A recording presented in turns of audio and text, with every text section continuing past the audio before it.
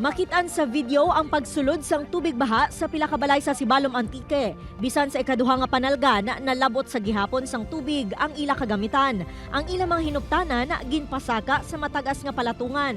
Sa datos sang PDRRMO Antique, nagtaas ang level sang tubig sa Sibalom kag sa anong pagikakabanwahanan sa probinsya. Ini ang kasunod sang pagtupa sang mamunog nga ulan kahapon. May ginreport man nga pagkatiphag sang duta sa pila ka lugar. May mudslide man nga nagluntad sa highway sa barangay Igbarawan, Patnongon.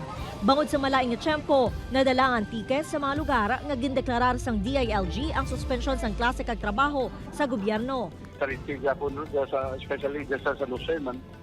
Kag may mga posibilidad no nga base magdamol pag ibang ulong-ulan, that's why nga nasa heightened alert po no ang ating operation center. Sunod sa DepEd 6 kutob sa mga in-person classes nga ginsuspender, ginapatigayon ng alternative delivery mode. This will ensure that despite nga may ara sang malain nga panahon, tudo mabaskog nga pag-ulan, yat padayon ang pagtuon sa aton sining nga mga kabataan. Subong nga Setyembre, ginalauman ang masaming nga pag-ulan tungod sa La Nina. Masaming nga ginabaha ang barangay Taft North Mandurriao, Iloilo City. Gani ang mga residente, preparado na. Handa na mga ini mag-evacuate tung kinahanglan. Tapos na nahimos na yan namon niya. Preparado na niya.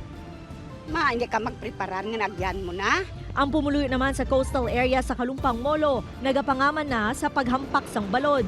May mga sako da sang balas, may ginabaralya sa kawayan, mga pusog. Sunod sa Pag-asa, ang pag-ulan ang tugas sang habagat nga ginabutong sang LPA.